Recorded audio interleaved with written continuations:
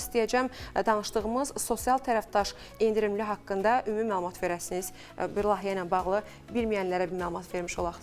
Artıq məlumunuz olduğu qədərilə Əmək və Əhalinin Sosial Müdafiəsi Nazirliyi tabeliyində Dövlət Sosial Müdafiə Fondunun təşəbbüsü ilə irəli sürülən sosial tərəfdaş layihəsi Respublikamızda yeni imkanlar tətbiq edir. Hansı ki, burada əsas məqsəd həmin həssas qrup insanların, təqaüdçülər, pensiyaçılar, şəhid ailələri, qazilər, müharibə iştirakçıları, az təminatlı fiziki məhdudiyyətli şəxslər, onların iqtisadi cəhətdən rahat yaşamını təmin etmək məqsədi ilə sosial rifahının artırılması, eləcə də gündəlik xərclərin azaldılması məqsədi ilə irəli sürülən bir layihəlıq proqramıdır. Artıq 2023-cü ilin oktyabr ayından fəaliyyətə başlayıb layihə. Bəs endirim barkodunu necə əldə etmək olar, Nicat bəy? Endirim barkodunu e-sosial mobil tətbiqində qeydiyyatdan keçərək əldə etmək olar. Burada əsas bir məqamı nəzərinizə çatdırmaq istərdim ki, burada əsas iki üsul mövcuddur. Təbii ki, birinci sima imza, hamıya aydın olan. İkinci ən əsas üsullardan biri isə identifikasiya, yəni şəxsiyyət vəsiqəsi məlumatlarını dolduraraq artıq e-sosial mobil tətbiqi hər bir pensiyaçının individual şəkildə şəxsi kabinetində formalaşdırılır. Çox gələn suallardan da biri bu nədir? Hansı ki, məhsulların limitli şəkildə endirim tətbiq olunur, yoxsa ümumi məhsullara kassada tətbiq olunur endirim? Gülnar xanım, çox düzgün vurğuladınız. Ən çox verilən suallardan biridir, hansı ki, pensiyaçılar tərəfindən də bu dəfələrlə verilir bu sual. Onların əsas marağı burada ibarətdir.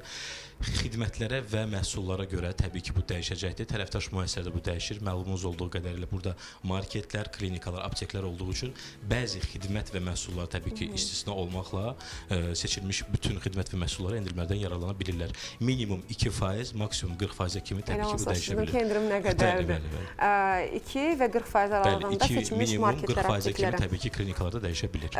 Bir sual daha, izləyicilərdən çox sayıla gələn suallardan növbəti sual təqdim etmək istəyəcəm sizə. Bir gün ərzində barkodu yalnız bir dəfə mi istifadə eləmək olar, yoxsa bir neçə dəfə istifadə eləmək olarmı?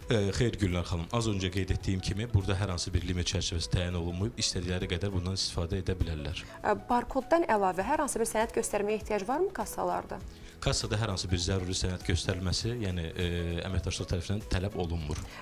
Biz əgər pensiyaçılardan, pensiyalan şəxslərdən danışırıqsa və yaxud da xüsusi qayğıya olan ehtiyaclı insanlardan danışırıqsa, bəzi insanlar var ki, fiziki məhdudiyyətindən dolayı çıxıb gedib marketə alış-veriş edə bilməz. Onun yaxın qohumu, birinci dərəcəli övladı və yaxud da nəvəsi həmin o barkodu təqdim eləyərək endirimdən yararlana bilərmi?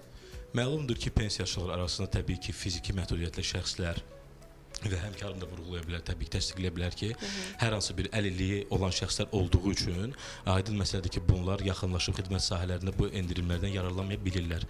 Təbii ki, bu zaman avtomatik şəkildə onların birinci dərəcəli ailə üzvləri yaxınlaşıb xidmət sahələrində, yəni tərəfdaş müəssisələrimizdə bu endirimlərdən yararlana bilərlər. Endirimlər yalnız paytaxt üzərində keçərlidir, yoxsa bütün ölkə üzərindən keçərlidir? Bütün tərəfdaş müəssisələrlə birlikdə, yəni təbii ki, onların bütün filialları ilə birlikdə Abşeron yarımadası Bakı şəhəri daxil olmaqla bütün regionlarımızı əhatə eləyəcəkdir tam şəkildə. Yəni ucqar bir regionumuzda yaşayan vətəndaşımız da eyni şəkildə Bakı şəhəri mərkəzində yaşayan vətəndaşımız kimi e-sosial mobil tətbiqindəki barkodu xidmət sahəsinə göstərərək avtomatik endirimlərdən yararlanmış olacaqlar. Barkodu təqdim edən həmin o pensiyaçı şəxs yalnız pensiya kartından mı ödəniş ödəməlidir, yoxsa nağd ödəniş ödəyə bilər?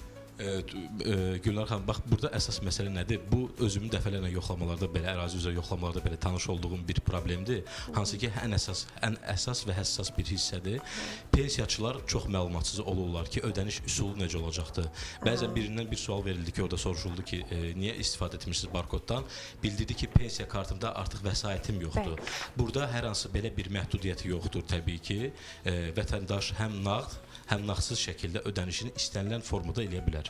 Sizin qeydlədiyiniz həmin o, belə deyim, siyahınızda olan mağazalara, apteklərə hal-hazırda məlum ki, reklama çox daxil olmasın deyə adlarını çəkə bilmirik. Amma insanlar, izləyicilər həmin o şirkətləri daha da yaxından tanımaqları üçün haradan daxil ola bilərlər, necə baxa bilərlər o siyahıya? Sosial tərəfdaş.az saytından daxil olaraq, artıq orada bir ekranda da yəqin ki görsənir. Sosial tərəfdaş.az saytından daxil olaraq geniş şəkildə oradakı tərəfdaşlı müəssisələrini tanış ola bilərlər.